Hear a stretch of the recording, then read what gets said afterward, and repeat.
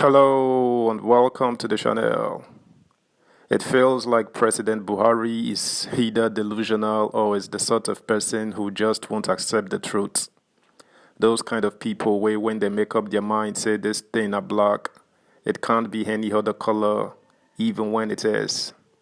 The latest right now is that Buhari says opposition political parties will lose the presidential election. They give the international community false narrative about the 2023 polls, and that the election go well without the so-called irregularities. Really?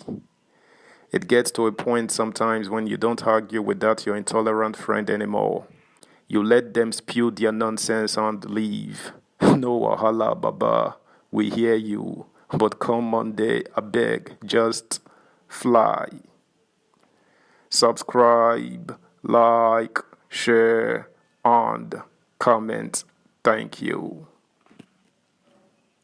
Buhari knocks opposition for giving international community false impression about 2023 polls. President Muhammadu Buhari has blasted opposition parties for creating the impression of incompetent party leadership and chaotic elections to the international community during the recently concluded general elections in the country. He also highlighted the success of the 2023 poll at both the national and state levels. The president, who spoke yesterday at the launch of the book, A Promise Kept, a compendium of significant achievements of Muhammadu Buhari administration 2015 to 2023, held at the council chambers of the State House, Abuja, said, "I think I was expecting too much. When I was in Doha, meeting with some heads of states, I was getting calls from Europe, America, and Nigeria, congratulating us on the success of the elections.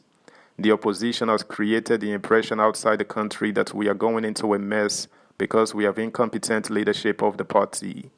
They were overwhelmed that the election came and went, and both at the center and the states. Fantastic. How can 10 sitting governors of states lose their constituencies? This has been unprecedented. So, I congratulate you, the National Working Committee, and others here, that we have really proved that democracy is worth defending. Nigerians have understood it now. Otherwise, how can they vote against their sitting governors, stopping them from going to the Senate to rest?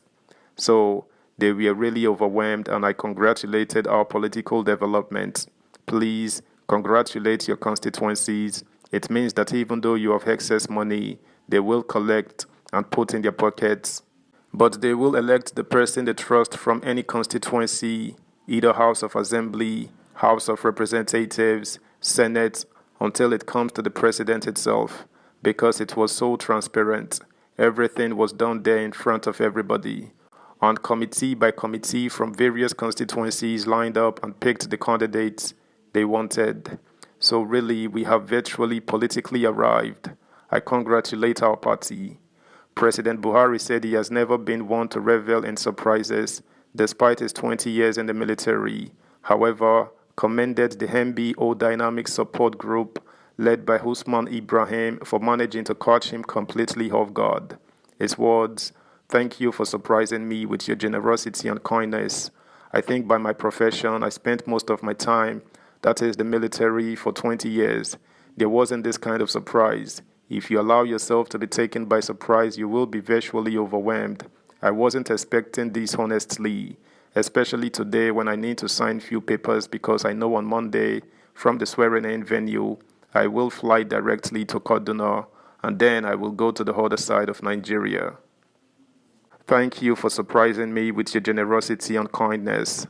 The president stated that the APC has achieved its set objectives as a political party, noting that the last elections were transparent as people voted their choice candidates. President Buhari said citizens were not influenced by money. Judging by the outcome of the exercise, where 7 governors and lawmakers lost their bids for re-election. The president said what his administration and the party wanted to achieve was to develop a firm political culture. He reiterated that both President-elect Bola Tinubu and Vice President-elect Kashim Shettima possess the required experience to develop the nation, having been 2-term governors and senators. He said, "Today, we prayed together with Asiwaju, and I congratulated him, and I said I am eager to go to the other side of Nigeria. I wish him the best of luck. I said his vice president is experienced, a two-time governor in the state, and then the Senate, and this is how we got the chairman of our party, two-time governor in the state, and also he has been in the Senate." So there are people really from the bottom of the system to the top. When you get experienced people to be in charge, taking important decisions, they will always reflect on their experiences and they can hardly go wrong. So I congratulate you and our party. I thank you very much for this major surprise. I think now when I go back, I will have time to read some books, not just about myself, but about other issues. I assure you, I have been counting the days. I am looking forward to Monday very desperately. I will use the weekend to sign some of the papers so that from Eagle Square, I will fly to Kaduna and eventually go to Daura. Thank you very much, he said. Subscribe, like, share, comment, and please turn the notification bell on. Thank you. Shettima eulogized and reflected on the Buhari's administration, which he said inherited a country that was left in tatters. Also speaking, Chairman of the All Progressives Congress, APC, Senator Abdullahi Adamu, described the president as a politician, stepping aside, but not tired. "You worked hard tirelessly to build the nation and make it better for all of us," he said. In related news, President Muhammadu Buhari has directed Vice President Yemi Osinbajo and all his cabinet members to declare their assets before the end of his tenure on May 29. The president stated this on Friday when he received his declaration of assets form from the chairman of the Code of Conduct Bureau (CCB), Professor Issa Mohammed, at the State House in Abuja. President Buhari said no one is excluded from the constitutional duty of assets declaration before and after taking office, hence a strict adherence to the constitutional requirement. The president said the purpose of declaring his assets is to strengthen best practices, raise moral standards in public service, help to build integrity, and combat corruption. Buhari subsequently directed that all outgoing officials elected and appointed from the vice president downwards must collect the assets declaration form, fill and return it, as he has done. That's the news, guys. Thanks for listening.